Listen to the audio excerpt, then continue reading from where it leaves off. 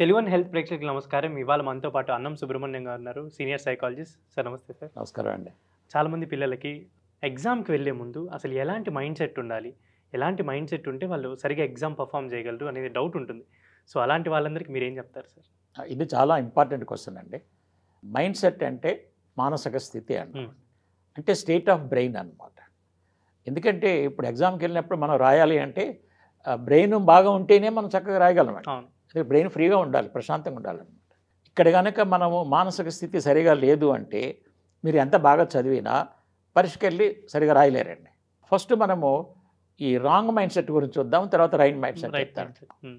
Wrong mind set చాలామంది పెట్టుకుంటారండి. బాగా చదివిన వాళ్ళు పెట్టుకుంటారు, చదివిన వాళ్ళు కూడా పెట్టుకుంటారనమాట. ఈ రాంగ్ మైండ్ సెట్ ఏంటంటే ఈరోజు పొద్దున్న లేచారు, కాసేపు ప్రిపేర్ అయ్యాడు. ఇప్పుడు పరీక్షకి వెళ్తే ఏమనుకుంటుంటాడంటే ఇవాళ నాకు 100/100 రావాలి, నేను ఫుల్ ఆన్సర్ చేయాలి. ఓకే, ఈ ఆలోచనతో వెళ్తాడండి. ఈ ఆలోచనతో వెళ్ళి క్వశ్చన్ పేపర్ చూశాడు, ఏదో ఒక 2 మార్క్స్ క్వశ్చన్ తెలియలేదు. ఇప్పుడు ఎన్ని మార్కులు వస్తాయి? 98. 98. డిస్టర్బ్ అయిపోతాడు. ఆ. ఎందుకంటే 100/100 రావాలని ఒక టార్గెట్ పెట్టుకొని వెళ్తున్నాడు. ఎప్పుడైతే కొంచెం తేడా వచ్చిందో డిస్టర్బ్ అయిపోయింది. ఇప్పుడు నేను ఎగ్జామ్ రాశాడంటే యాక్చువల్ 98 రావాలి కదా, ఈయన 98 రావు, 90 92 వస్తాయి. అవును. ఎందుకంటే అదే ఆలోచించుకుంటూ 2 మార్క్స్ పైన అందరు నాకు 100 వస్తాయి అనుకున్నారు, మా పేరెంట్స్ అనుకున్నారు, మా టీచర్స్ అనుకున్నారు, ఆ టైప్ ఆఫ్ థింకింగ్లో ఉంటాడు. దీన్ని రాంగ్ మైండ్ సెట్ అంటాం అనమాట. ఈ గోల్ టార్గెట్ పెట్టుకోవచ్చు, ఎప్పుడది ప్రిపరేషన్ టైంలో టార్గెట్ ఉండాలండి, ఎగ్జామ్ టైంలో టార్గెట్ పెట్టుకోకూడదండి. ఎగ్జామ్ టైంలో డిఫరెంట్ టార్గెట్ ఉండాలి, తర్వాత చెప్తానండి. ఇంకా కొంతమంది ఎలా ఉంటారంటే ఎగ్జామ్కి వెళ్ళేటప్పుడు ఒకటే ఆలోచన, పేపర్ టఫ్గా ఉండొద్దో ఈజీగా ఉండదో, టఫ్గా ఏ ఉండదు సెట్ వస్తుందో? ఓకే, ఏ సెట్ వచ్చుద్దో, ఇదే ఆలోచనలు ఉంటారండి. పేపర్ టఫ్ ఈజీ అనేది ఎక్కడ లేదండి. వాళ్ళు క్వశ్చన్ సెట్ చేస్తారు, నువ్వు చదివిన దాన్ని బట్టి నీకు అలా అనిపించుద్ది. అది అవును. అక్కడ ఉన్న క్వశ్చన్సే కదండి కదా. అవును. మీరు అన్నీ బాగా చదివి ఉంటే మీకు అన్ని క్వశ్చన్స్ తెలుస్తాయి, తెలిస్తే దాన్ని ఈజీ అంటున్నాము, తెలియకపోతే కష్టం అంటున్నాము. ఈ కష్టమా ఈజీ అన్నది కూడా బ్రెయిన్ డిస్టర్బ్ చేస్తుంది. అవును. మీరు ఈజీగా రావాలనుకుని వెళ్ళారు, 4-5 క్వశ్చన్స్ చాలా టఫ్గా వచ్చినాయి, ఇప్పుడు మైండ్ డిస్టర్బ్ అవుతా లేదా? అవును. తప్ప. ఆటోమేటిక్గా డిస్టర్బ్ అయిపోతారు. డిస్టర్బ్ అయ్యారంటే మీరు ప్రాబ్లంలో పడినట్టే. అంటే బ్రెయిన్ రీకలెక్షన్ చేయలేదన్నమాట. ఆ రీకలెక్షన్ చేయకపోతే టైం వేస్ట్ అవుద్ది అనమాట.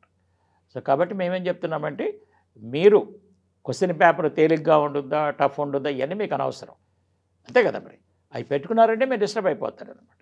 ఇంకోటి కూడా ఏంటంటే కొంతమంది ఏం మైండ్ సెట్ వెళ్తుంటారంటే చూస్తుంటారన్నమాట, నా ఫస్ట్ వచ్చే క్యాండిడేట్ బాగా రాస్తాను, నేను బాగా రాస్తానా, ఈ కంపారిజన్ మైండ్లో పెట్టుకుంటారనమాట. నేను ఎట్లయినా అతను ఓవర్కమ్ చేయాలి, నేనే ఫస్ట్ రావాలి, ఈ టైప్ ఆఫ్ థింకింగ్తో వెళ్ళకూడదండి. పరీక్షకి వెళ్ళారంటే వీళ్ళు టెన్షన్కి గురవుతారు, ఆటోమేటిక్గా మిస్టేక్స్ చేస్తారు. కాబట్టి చాలామంది ఈ రాంగ్ మైండ్ సెట్తో వెళ్తున్నారు, వెళ్ళకూడదండి. ఇప్పుడు రైట్ మైండ్ సెట్ ఎలా ఉండాలి? మనం పరీక్షకి వెళ్ళేటప్పుడు ఏ టైప్ ఆఫ్ ఆలోచనలతో పరీక్షకి వెళ్ళాలి? ఫస్ట్ నేను ఏం చెప్తున్నానంటే, ఎస్, ఇప్పటి వరకు నేను ఎంత ప్రిపేర్ అవ్వగలిగానో అంత ప్రిపేర్ అయిపోయాను, ఇంకా అయిపోయింది, ప్రిపరేషన్ అయిపోయింది. ఇప్పుడు నా డ్యూటీ ఏంది? ఎగ్జామ్కి వెళ్ళి చక్కగా రాయాలి, ప్రజెంటేషన్ చేయాలి, అంతే కదా. ఇప్పుడు నేనేం చెప్తాను, 2 థాట్స్ పెట్టుకోండి. ఫస్ట్ ఒకటి ఏంటంటే, ఎస్, క్వశ్చన్ పేపర్ చదువుతాను, అందులో నాకు తెలిసిన ప్రశ్నలన్నీ ముందు చక్కగా ఆన్సర్ చేస్తాను. ఇప్పుడు ఏమైనా టెన్షన్ ఏమైనా ఉందా? తెలిసినవి చక్కగా రాస్తామనుకుంటాం. ఒకవేళ తెలియని వచ్చినాయి అనుకోండి, 1-2 తెలియని వచ్చినాయి అనుకోండి, మరి ఎంత చదివాను కాబట్టి ఏదో ఒకటి ఊహించి నేను వాటికి కూడా ఆన్సర్ రిలేటెడ్గా రాయగలం, ఏదో ఒక రిలేటెడ్గా రాస్తా. ఇప్పుడు ఈ ఆలోచన పెట్టుకుంటే మనకి ఎలాంటి టెన్షను లేదు, భయము లేదు, ఏమీ లేదు. సో మనకి తెలిసినవి ఫస్ట్ ప్రిఫర్ చేసుకుంటే తెలిసినవి ఫస్ట్ బాగా చక్కగా రాసేస్తాను. తెలియని ఏమన్నా ఉంటే చివరిలో నేను ఎంత చదివాను కాబట్టి ఏదో ఒకటి ఊహించి రాసేస్తాను. ఇప్పుడు టెన్షన్ ఏమన్నా ఉందా? ఉండదు. ఓకే, కాబట్టి ఫస్ట్ ఈ థింకింగ్ పెట్టుకోవాలండి. తర్వాత కొంతమంది ఏం చేస్తుంటారంటే క్వశ్చన్ పేపర్ ఇవ్వగానే చదివేసి ఎన్ని మార్కులు వస్తే క్యాలిక్యులేట్ చేసుకుంటారు. ఓకే, లేదా కొంతమంది ఆన్సర్ రాస్తున్నప్పుడు ఎన్ని మార్కులకు రాశాను, ఎన్ని మార్కులు కొంచెం ఇలా నేను క్యాలిక్యులేట్ చేసుకునే వాళ్ళు. క్వశ్చన్స్ అన్నీ అయిపోయిన తర్వాత అక్కడ దీనికి 8 మార్క్సా అయితే 4 వస్తాయిలే, దీనికి 6 వస్తాయి, అంటే వీళ్ళు రాసేటప్పుడే కౌంట్ చేసుకుంటుంటారు. పరీక్ష రాసేటప్పుడు మార్కులు కౌంట్ చేయకూడదు. మనం వెళ్ళింది పరీక్ష బాగా రాయటానికి వెళ్తున్నామా, మార్కులు కౌంట్? ఇంకా చెప్పండి, పరీక్షలు బాగా రాయటానికి వెళ్తున్నాం కాబట్టి అప్పుడు మార్కుల గురించి మనం కౌంట్ చేయకూడదండి.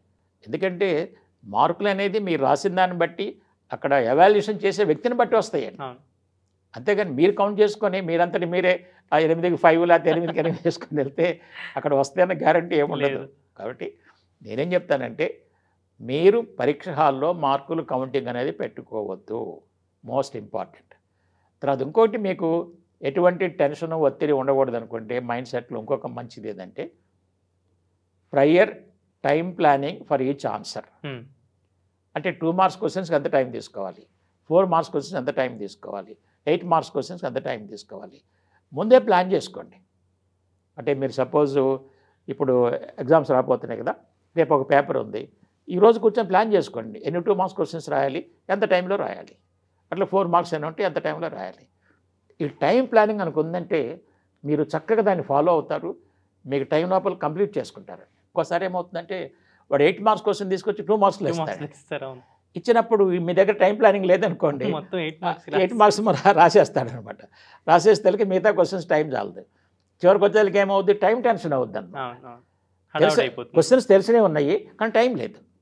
ఎందుకని ఈ క్వశ్చన్స్ దగ్గర టైం వేస్ట్ చేశాడు.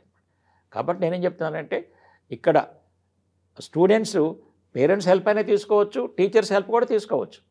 2 మార్క్స్ క్వశ్చన్స్ సుమారుగా ఎంత టైంలో ఫినిష్ చేసుకోవాలి, 4 మార్క్స్ ఎంత టైంలో ఫినిష్ చేసుకోవాలి, వేరే ఎంత ఫినిష్ చేసుకోవాలి, ఆ ప్లానింగ్ పెట్టుకొని ఒక 15-20 మినిట్స్ రివిజన్ కూడా పెట్టుకుంటే ఎటువంటి టైం ప్రెషర్ లేకుండా పరీక్ష రాయొచ్చండి. చాలామంది ఈ ప్లానింగ్ లేక టైం ప్రెషర్కి గురయ్యి చాలా ఒత్తిడికి గురవుతుంటారండి. నెక్స్ట్ ఇంకొకటి మోస్ట్ ఇంపార్టెంట్ ఏంటంటే ఇక్కడ ఈ మైండ్ సెట్లో చాలామంది పేరెంట్స్ ఎలా ఉంటారంటే స్టూడెంట్ ఎగ్జామ్ హాల్ నుంచి బయటికి రాగానే అన్నీ రాసావా, ఫుల్ మార్కులు వస్తాయా, ఏమైనా వదిలిపెట్టావా, ఇదే క్వశ్చన్లు వేస్తుంటారు.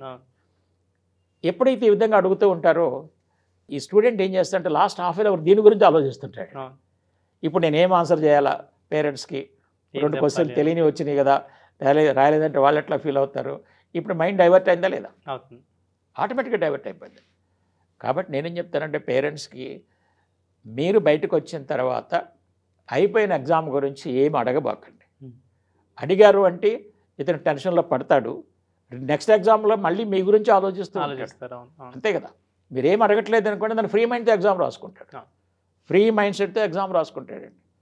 కాబట్టి పేరెంట్స్ తీసుకోవాల్సిన జాగ్రత్త ఏంటంటే ఇక్కడ మీరు పరీక్ష పేపర్ ఎలా రాసింది అవన్నీ అడగొద్దు. ఎందుకంటే ఇది ఫైనల్ ఎగ్జాము, ఇప్పుడు దాన్ని తప్పు చేస్తే మనం ఏం కరెక్షన్ చేయలేం కదా. ఓకే, ఇక్కడ ఇంకో నష్టం ఏంటంటే వీళ్ళు ఎప్పుడైతే ఈ విధంగా అడుగుతారో సపోజ్ ఒక 4 మార్క్స్ క్వశ్చన్ రాంగ్ ఆన్సర్ వచ్చింది అనుకోండి, ఇవాళంతా దాని గురించి ఆలోచిస్తుంటాడు, అనవసరంగా సిల్లీ మిస్టేక్ చేశానని. మరి రేపు ఎగ్జామ్ చదవాలి కదా, అప్పుడు చదవలేడు కదా, కాన్సన్ట్రేషన్ పోతుంది, ఆటోమేటిక్గా డైవర్ట్ అయిపోతాడు అనమాట. అందుకే నేను చెప్తానంటే పేరెంట్స్తో కానీ ఎవరితో కానీ ఈ డిస్కషన్ ఆఫ్టర్ ఎగ్జామ్ పెట్టుకోకూడదు. పెట్టుకోకుండా ఫ్రీ మైండ్ ఉంటుంది, ఇంటికి వచ్చి రిలాక్స్ అవ్వండి, చక్కగా మళ్ళీ తర్వాత చదువుకోండి, నెక్స్ట్ ఎగ్జామ్కి వెళ్ళండి. సో కాబట్టి నేనే రైట్ మైండ్ సెట్ ఏంటంటే సమ్మరైజ్, ఒకటి ప్రిపేర్ అయినంతటి ప్రిపేర్ అయిన చక్కగా నాకు తెలిసిన ప్రశ్నలన్నిటికీ ముందు సమాధానాలు రాస్తాను, తెలియని వాటికి చివరిలో రాస్తాను, ఊహించి రాస్తాను. అన్నిటికీ టైం ప్లానింగ్ చేసుకున్నాను, టైం ప్రకారం రాసుకుంటాను. ఈ ఎగ్జామ్లో మార్కుల గురించి అసలు కౌంటింగ్ కానీ మార్కుల ఆలోచన రాకూడదు. ఓకే, బయటికి వెళ్ళిన తర్వాత పేరెంట్స్తో డిస్కషన్ చేయకూడదు. ఈ మైండ్ సెట్ కానీ పెట్టుకుంటే ప్రతి స్టూడెంట్ మంచిగా ఎగ్జామ్ రాయొచ్చండి. అవునా కదా, చెప్పండి. అవును సార్, చాలా చక్కగా వివరించారు. నిజంగా అంటే ఇప్పుడు పరీక్షలు తొందరలో రాబోతున్నాయి కాబట్టి వాళ్ళందరికీ మీ వీడియో మంచిగా యూజ్ అవుతుంది, వాళ్ళు కూడా మంచి పాజిటివ్ మైండ్ సెట్ తోటి వాళ్ళ ఎగ్జామ్స్ క్లియర్ చేస్తారు అనుకుంటున్నాను sir. Thank you sir. Thanks అండి.